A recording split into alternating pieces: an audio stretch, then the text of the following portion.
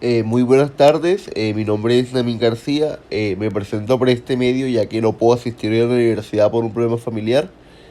Entonces pues vengo a hablarles un poco sobre el experimento de Howe Turner. Y pues, primero que todo, ¿qué es el experimento? El experimento fue una llamada de atención a la sociedad de esa época, dado que la sociedad se regía por una teoría clasista. Esta teoría clasista estaba más enfocada o dirigida por Elton Mayo y Frederick Taylor, que eran los principales exponentes de esta teoría, y en el cual Mayo estaba completamente en contra, ya que él decía que el elemento humano era lo primordial para una empresa, ya que sin este la empresa no podía funcionar. Por eso realizó el experimento de Howe Turner, que consistió en que el profesor Mayo propuso estudiar un grupo de trabajadores de una empresa que se llamaba Western Electronic Company, que radicaba en la localidad de Howe Turner, por eso que se llama así, cerca de la ciudad de Chicago. Pues, ya hablando un poco más respecto de esto, Mayo lo que hizo fue buscar una empresa que ya no buscara tantos, bueno, crecimiento o fama, sino que estuviera más enfocada que todo en su productividad, y consiguió esta empresa. Entonces lo que él propuso fue estudiar el comportamiento humano de la empresa, y pues la empresa accedió. Bueno, los primeros estudios. En los primeros estudios, Elton Mayo lo que propuso fue dividir entre dos sectores a los trabajadores. En un sector se iban a ver sometidos a cambios de iluminación, y estos a su vez iban a verse reflejados en la productividad de la empresa. Y por el otro sector iba a dividir a los trabajadores en dos grupos, los experimentales y los controlados. Los experimentales se iban a dejar a su libre albedrío, ya que ellos mismos iban a generar sus propios horarios, sus propias cosas, sus propias reglas, pero tenían que cumplir con el objetivo diario de la empresa, pero con las condiciones que ellos quisieran. Y por otro lado estaba el controlado, que eran controlados por los colaboradores de Mayo, que se hacían pasar por supervisores, y hacían a su vez que los trabajadores trabajaban bajo como la guía de un gerente, pero le eran los mismos colaboradores de Mayo, sino que los trabajadores no sabían. Bueno, cuando el experimento continúa, me hago referencia al primer sector, que da la parte de iluminación. Pues ya que Elton Mayo hizo 7 variaciones de la iluminación, dado que en una puso la iluminación estable, y ahí se vio reflejado que la productividad no cambiaba, sino que se mantenía estable. Cuando bajó los niveles de iluminación,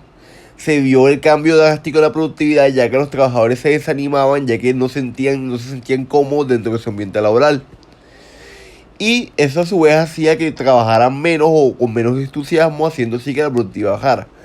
Ya en el tercer nivel, Mayo volvió a subir la iluminación, y se vio otra vez el cambio drástico de la productividad, ya que volvió a aumentar la productividad, incluso un poco más que anterior.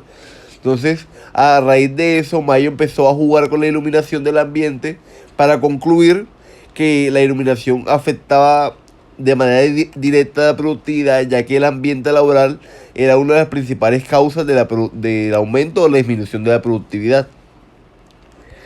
Esto se ve un poco más reflejado en las primeras conclusiones, ya que a raíz de la iluminación, Mayo concluyó que el ambiente, como venía comentando, es uno de los principales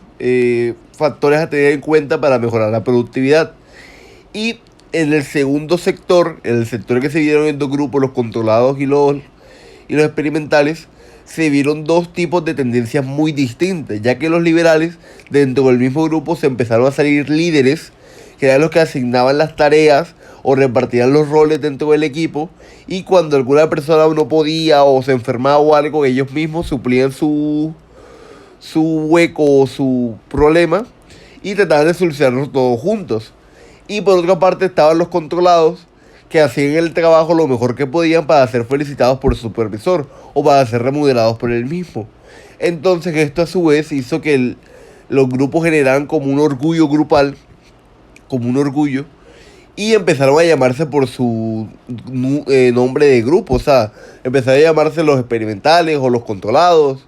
Entonces, Eso a su vez hizo que la productividad aumentara, ya que se sentían como una familia, si se puede decir así. Sentían un grupo muy unido y cuando alguien no podía, entre ellos mismos se suplían.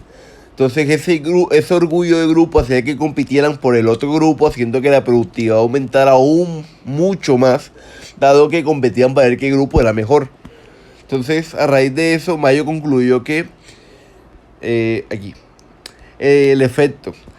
que dado que él decía que la psicología hacía parte fundamental dentro de la empresa, dado que, por ejemplo, el lado de los controlados, al sentimiento de ser vigilados, de ser supervisados, hacía que su trabajo fuera más, si se puede decir, no, se puede decir que es más efectivo, dado que quieren hacerlo lo mejor posible para que el supervisor se sienta satisfecho. En cambio, por otra parte, los liberales lo hacían era más que todo para cumplir el objetivo diario y que a su vez todos se sentían satisfechos por la labor que hicieron. Entonces se ve como esa diferencia entre la vigilancia y lo autónomo, o sea, lo que no tiene que estar supervisado directamente. Entonces, a raíz de eso, Mayo concluyó que hay cuatro posibles conjuntos ya. Está la relación entre producción e interacción social, que es la parte de psicología, que es lo que venía comentando el grupo experimental, que él decía que el comportamiento del trabajador se ha afectado por las condiciones del trabajo, dado si es una persona con mucha libertad dentro de la empresa, pues a raíz de eso se va a moldar a su vida cotidiana, va a decir, no, yo quiero llegar tarde o no, yo voy a llegar un poquito más temprano hoy, pero ya cambia cuando es vigilado, cuando es controlado, ya sabe que tiene un horario, tiene una hora precisa, entonces eso hace que se sienta como presionado, a la vez motivado por hacer su trabajo a tiempo para ser remunerado al final de la jornada. Está el comportamiento social de los trabajadores, que es cuando se genera el orgullo de grupo o cuando se genera el grupo como tal, ya que entre todos se ayudan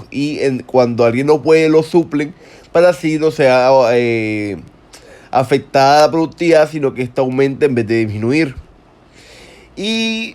las compresiones de la relación humana, que es la parte total de la psicología, que es cuando la empresa se propone analizar y estudiar los comportamientos de sus trabajadores para poder así mantener un horario o mantener descansos o rutinas que hagan que los trabajadores se sientan contentos y se sientan en grupo, se sientan como una familia, y eso a su vez haga que la empresa no quiebre, ya que los trabajadores se van a ver como en su motivación, en su competencia de tratar de que su empresa sea la mejor delante de las demás. Y la importancia del contenido del cargo, que es que cuando no puedes sobrecargar a una persona, dado que esa persona se va a sentir oprimida, y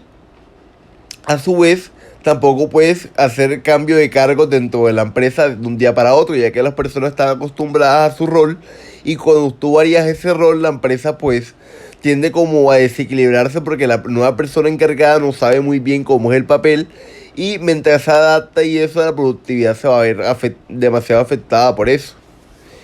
Y pues ya, esa sería mi participación por el día de hoy. Espero que le haya quedado claro, y cualquier pregunta o algo, aquí está mi